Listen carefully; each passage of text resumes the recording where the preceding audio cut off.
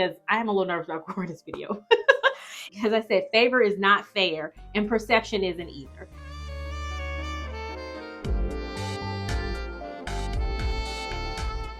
Hey, this is India with Bags and Lifestyle. Thank you so much for watching this video. Welcome or welcome back. I'm so happy you are here. So today will be more of a discussion type of topic. And for anyone who is watching this video, you're a content creator and you feel compelled to join in on this discussion, provide your perspective, I would love for you to do that. Make sure you tag me so I can see your video. And for my folks who maybe you don't have a YouTube channel or anything like that, but you still want to join in on the discussion because I encourage it.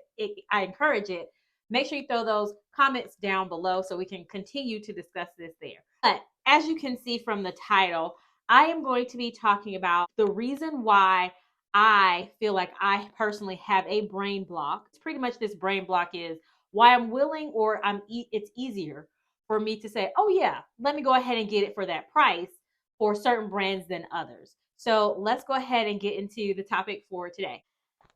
So quick backstory here is I am a subscriber and watch Simply Cora. If you have not heard of her channel, I will link it down below so you can check it out. And hopefully I will also have the right video as well where she talked about this topic. But in her video, and for my folks, some of you subscribers out there came from Cora's channel. So thank you all so much. Special thank you to you all as well for watching this video and subscribing. She had talked about in one of her videos how she saw this Coach Python bag. I can't remember the name, but you will see it up on the screen here. And how the price point initially when she saw it, which I've done this before too, but when she saw it, what she saw was $220. I'm assuming at that time, I think she may have thought that it was also a Python print bag versus, an actual Python skin bag. And so she was like, oh, talking about purchasing it until she realized there was an extra zero at the end. And I've done that before too. I've been at Home Goods and you folks out there who have Home Goods that live in the United States, or it might be, I think, referred to as TK Maxx in the UK is what I should say, where basically, you got to go in there and you got to get it. If it's, you can't leave it for too long, it's going to be gone. And so this, what was it? It was a patio set. So they had this patio set one day when I went in. It was what I thought was $199. And I got so excited. I thought, oh my gosh, we have got to snap this up. So I went home, got my husband, brought him back. And I was like, look at this patio set. It's only $200. And he looked at me like I had lost my mind. And he said, where do you see a $200 patio set? And I was like, it's right there. And he said, look at the price again. And I looked at it was $2,000, not.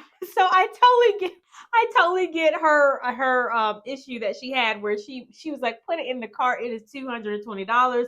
I like it. It's cute. Let me get it. And then realize, whoa, there's another zero behind this.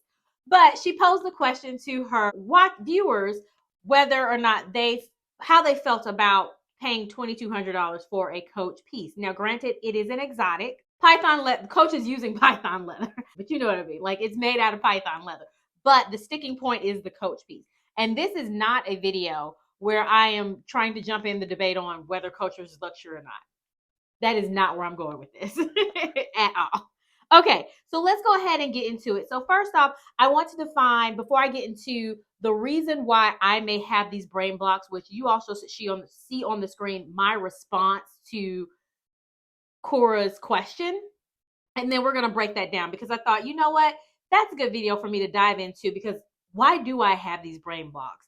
And I would like to work on that for myself. Not saying you have to, but that's for me. So first off, what I define as luxury is anything over $100. And when I'm talking about luxury, I'm specifically referring to luxury handbags. So any handbag or small leather good that is over $100 to me is luxury. And the reason why is because I think you can get any of those things for less than $100.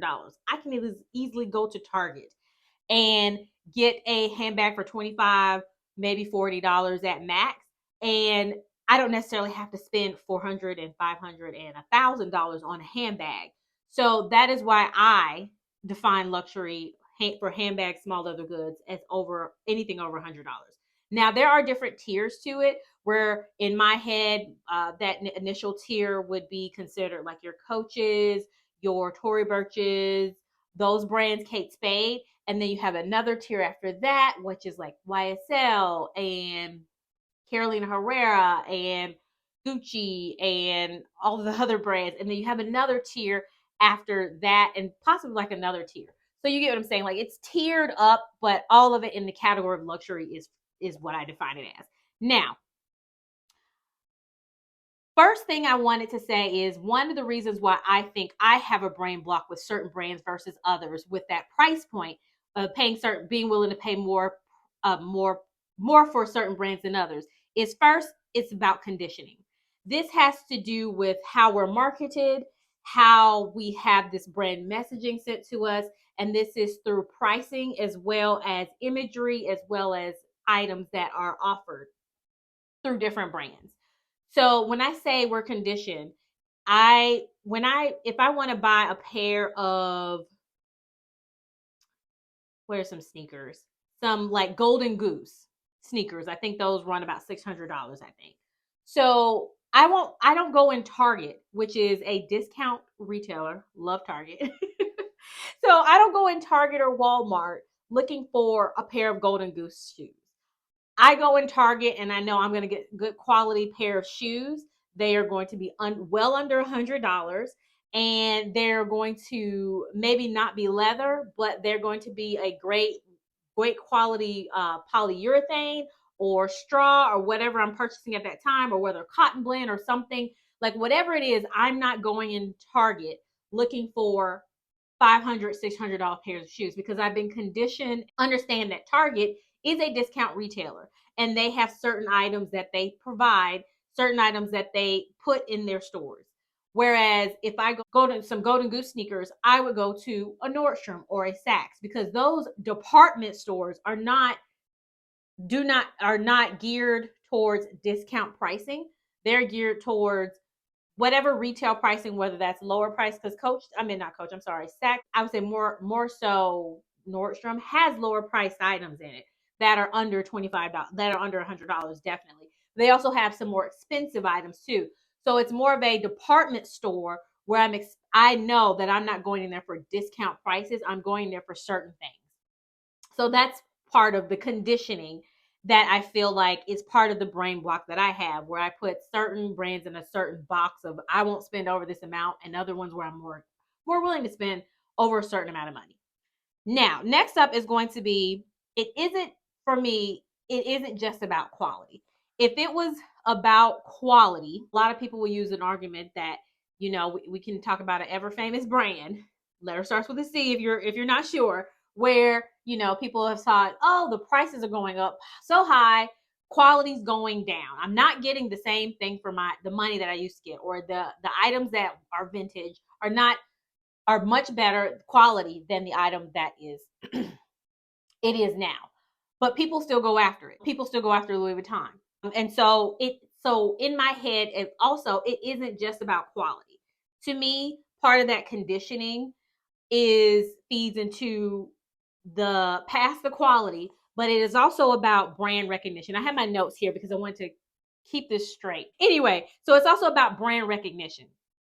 This is something that in my comment I mentioned, and because I said favor is not fair and perception isn't either. And part of that brand recognition provides you with perception, provides you with a brand premium that is this intangible thing that you put a different brand in a different category. For example, to me, if we're talking about quality, a Python skin bag from Coach at $2,200 is much better quality than a Louis Vuitton monogram piece, like a Pochette Métis, let's say, for example. That's around the same price, I think.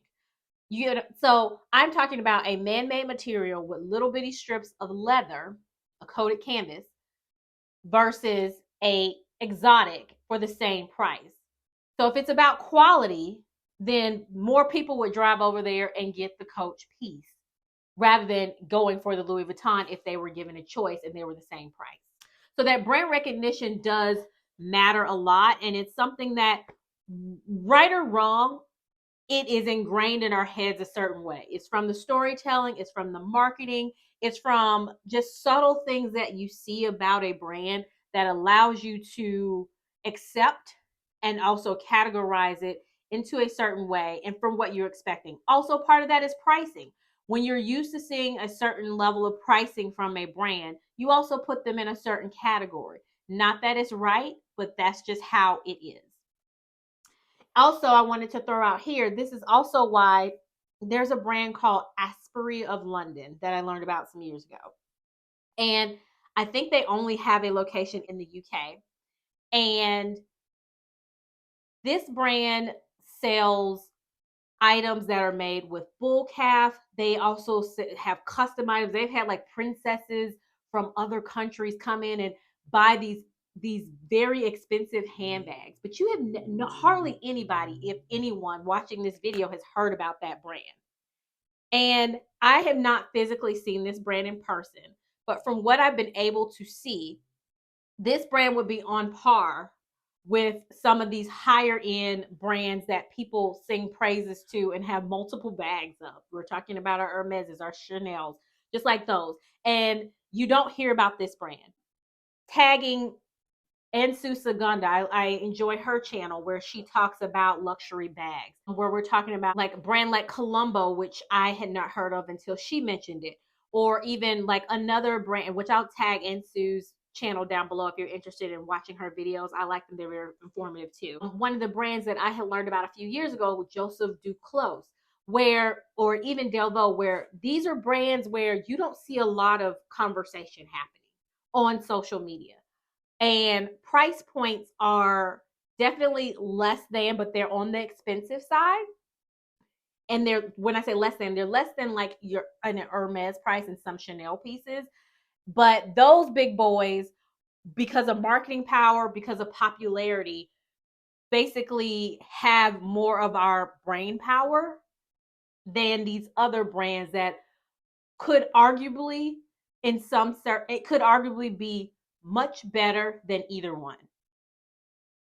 So it's not just about quality, because there are so many brands out there that we can say quality and quality are here, why one can be here as far as price point and people will flock to it versus another one that's here and price point people will flock to it. Not that I'm saying one is better than another. What I mean is like in the category of luxury tier where it sits and where it's accepted is what I mean by this different level here. Okay, next up is going to be resale value. That's another piece where it's a little bit of a brain block for me too. And I've gotten better with this because I used to just buy pieces that, and I would factor in resale value heavily. And I know a lot of people do that, and that's okay if you do that. That's totally fine. If it's something where you know you're going to need to sell your item, then and you want to try to get the max from it. I mean, I get it from that perspective if that's what you want to do. You want to make it a safe choice pretty much. I choose to not let resale value be a major factor. I'm not going to say I don't think about it, but it's not a major factor in my decision on whether I'm going to buy something. So the reason I also say that is because we can talk about which some of these things come feed into it. Why do we have an esteemed iconic fashion house like Dior, where you have the Lady Dior bag that was renamed because of the popularity that it got from Princess Diana carrying this bag so much. Like you have her carrying your bag, right? That should have solidified resale value. However, you see that the Lady Dior does not retain, based off of current selling price and what you can find it on the resale market for, it doesn't retain the same percentage of value that you see from an all canvas piece from Louis Vuitton, or what else, or another brand, like, or another piece, a piece from Chanel that may not even be all, not even be lined in leather. It could be leather on the outside and whatever nylon or whatever fabric they use on the inside. And you have a Lady Dior that would arguably be on that same par, same quality, same category. but they sell for less on the resale market, where those other two, sometimes you can be able to sell them for more than you paid. So it's not, like I said, feeding back into, and all this builds on each other. It's not just about quality. It's not, it's also about brand value, but also resale value has a factor in there too. And why also, like Bottega Veneta, because Bottega Veneta is hot right now. I think there are still some certain bags that you can get, but the old version of the Jody, I don't know if it was called Jody then or not, but you used to be able to get that bag for a brand new $1,500. You could get it for like 200 on the resale market before Daniel Lee came over to Bottega Veneta. Is it Daniel Lee? Somebody came over to Bottega Veneta. You'll see the name down here if that's not right. And how now that bag is $4,000, $5,000, and then on the pre-owned market it is much higher. What changed? Because Bottega's quality, from what I understand, did not. So like I said, back to the resale value point, understanding that that resale value does factor in there somewhat. And for, like I said, for me, not as much, but I did want to put it in there because sometimes I do think about that too.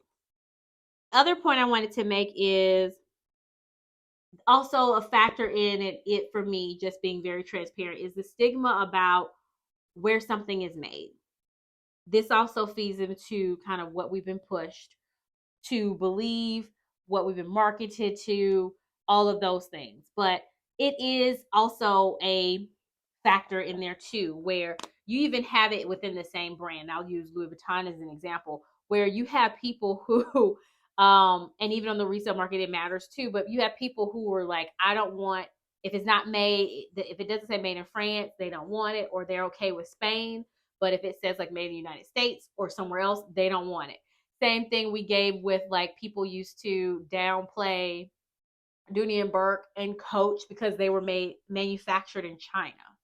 And what I want to pose the argument for is, now I get that historically, a long time ago, you have these families, you have these traditions where leather working, craftsmanship, manufacturing of the creme de la creme absolutely were segmented into certain areas of the world.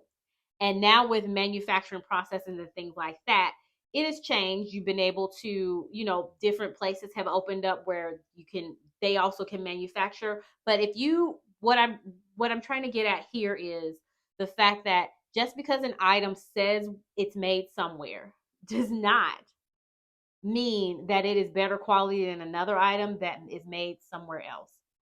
Just because an item says made in Italy, made in France, other places, does not mean that they did not take pieces and parts from elsewhere and import it back into the country where they said it's made from, and then put the bag together. The reason for that is because of import laws. That I don't know the exact percentages or the exact wording for them, but they do have the ability with a certain threshold to be able to have items come from certain places, and as long as the rest of the manufacturing meets those standards of that, whatever the country where for that law, then they can still stamp made in Italy, even though parts of it came from India, the other parts came from Indonesia, the other parts came from Turkey. Just saying. Or what, maybe, do we even know if maybe we had a group of people that came from China, for example, that were trained by artisans and people in the leather working industry, and then they moved back to China? Or maybe they came from China, came back over in Italy, and they make the bags. How are we making that distinction? What is the difference between someone either learning and being an apprentice under someone else, and they're getting that training, and maybe they make it in another place, or they're from another demographic and they make that item in that place? Why does it matter, especially in today's day and time, whether something is made in Italy, France, China, Turkey, or Venezuela, or somewhere else? With the technology that we have, with the ability to train different craftsmanships, with different types of techniques that can be used, can you actually say that an item that is made in Italy is less quality or has less standards than an item that's made in India or China or Indonesia? Okay. And then, and like I said, the whole point of this video was to go through and record why I have this brain block. And it is something that I would like to work on for myself. I'm not saying anybody else has to, but I thought this would be a good topic because to me, quality does not equal brand, and price does not always equal quality. Overall, when it comes to these brands, just for me, I know that when it comes to something I'm interested in, what I want to do is take a step back, and if whether it's Tory Burch or it's Gucci or it's Dior or whoever, what I want to do is evaluate, does it meet all my needs at the price point that I can pay versus comparing it to another brand that may have something, and taking it from there without taking into account resale value or anything like that. And sometimes a brand, maybe you just want, maybe sometimes there are going to be times that I want something from a specific brand just because I want a piece from that house, and there is nothing wrong with that at all. But overall, that's what I do want to do when I'm approaching some of these items, and what I actually have started already doing anyway. And I guess, like, not that I hadn't been doing it before, but I do want to apply it now as well, a little bit more, and not have that brain block that I've been talking about that I don't think it will go away completely. And like I said, if I want something from a specific house, that is totally okay, as long as I'm okay with paying that price point for it, and that's what I want versus the other route. So that is going to be my approach, and I will welcome anyone else who wants to join in and talk about their approach and what they think about this as well. Thank you. Bye.